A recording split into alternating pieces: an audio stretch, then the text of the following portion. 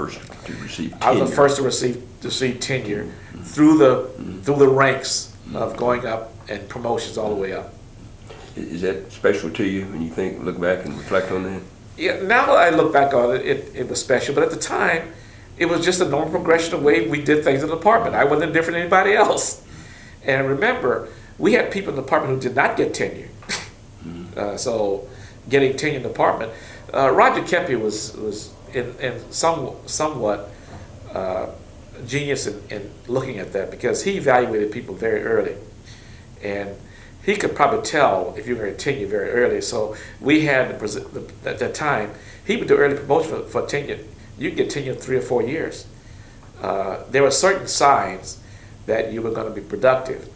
And those signs were, if you became a member of the society and you were able to get grants and you had good evaluation for teaching, then tenure was going to be an option right away, because there were good signs and that you were going to be, and you had some stature in the profession. That was the main thing. And if you did not have those, then you were not going to get tenure. And he's made it very clear from the beginning. You can fill out your years, but you're not going to get tenure. Earl, you alluded earlier, you may want to expand on it, but how well were you received, by your faculty members, as you indicated, by teachers, by students? I've had no problems in terms of being received by my colleagues, even across campus, because I became involved in a number of different committees and part of the university.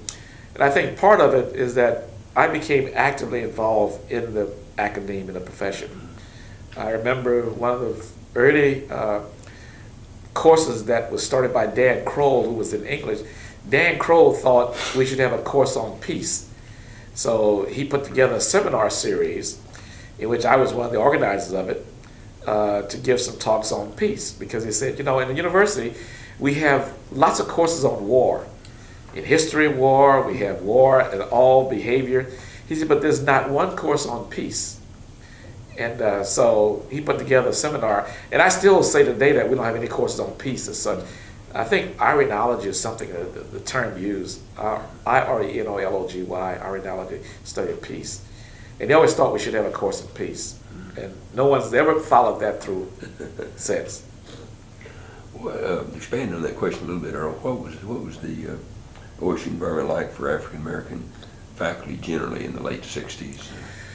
In the late 60s, again, I have to preface my experiences with the department.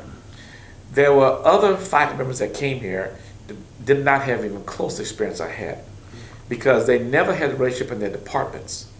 And so we had a lot of turnover.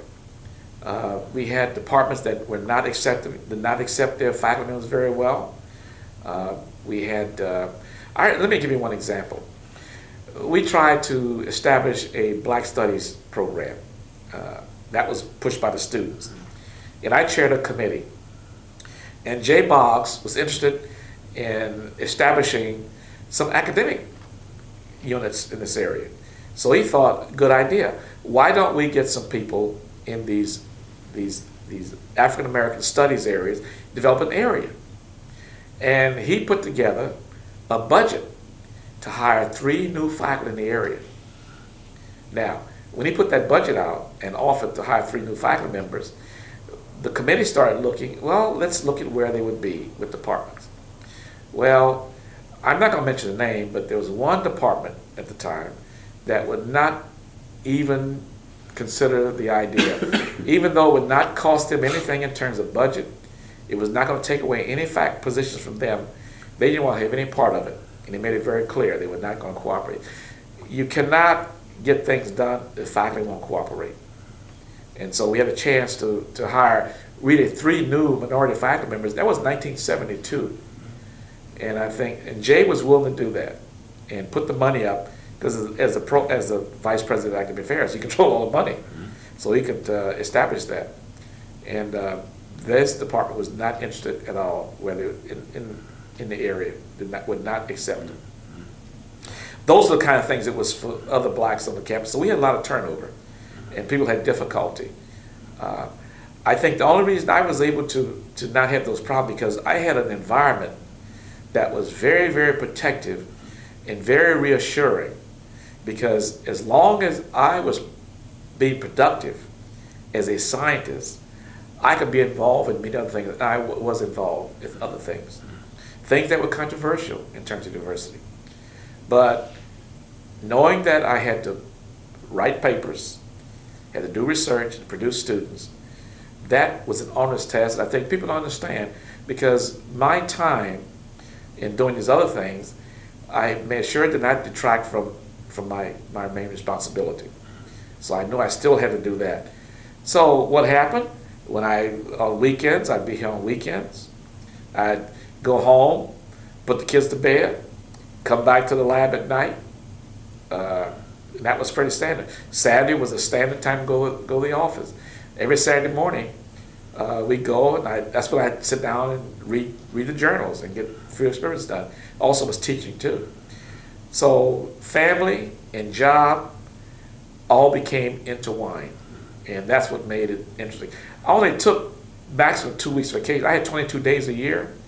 I think for the first 15, 20 years, we only took the 2 weeks of August vacation. That's all they ever took. Well, what do you recall what the black student experience was like at that time? Yeah, when I came, the black students were pretty much isolated. They had difficulty with class. They had difficulty with some faculty. Depends on what class they were in. Especially difficulty with other students, because the system was that if you were part of a sorority or fraternity, you had access to a lot of information. And black students didn't have that information, and people wouldn't share it with them. And the AfricanAmerican Students Association was formed in 1968, and I was the first advisor, because students were concerned about their own education and wanted to organize in some fashion that they could have some impact on their own education. Remember, the town was very much segregated at the time. You had South Stillwater, which there was a place, the only church the students went to was the Mount Zion, the black churches. Students didn't go to many churches in this town. We had a system whereby international students were very much welcome in the homes of most of the people in town, but not of African American students. And the students knew that. And that was the thing that really kind of disturbed me, that we had all this open arms for international students, particularly Ethiopian students, but yet African American students were not welcome. They were strangers in their own home, because being African American, people say, you're not foreign, you're just like everybody else. But no one would welcome them to their homes. We had no home program for black students. Oh, you talked about being the faculty advisor to the Afro-Am Student Association, the first one. Did you have students that would come to you for personal advice and academic advice? Yes, I had a number of students came to me of all sorts of problems. A lot of problems that stemmed in the classroom. It stemmed from feelings of not being treated fairly. That was most of the problems. Many of those I could deal with, because on some occasions I could contact faculty members who didn't have a clue as to what they were doing. And that was interesting, because in some cases I knew the faculty, and I could talk to them about what was happening to the student, so they could make the student feel more welcome into the program, and many did. Interestingly, when the students left campus with a black student boycott, when they came back, the faculty were very open to let the students make up the work. The difficulty the students had were from graduate assistants, from some of those other white students who were graduate assistants. They were the worst in terms of behavior toward the students. Faculty were very, very helpful and very understanding of the students, and that was a reassuring thing for me at the time.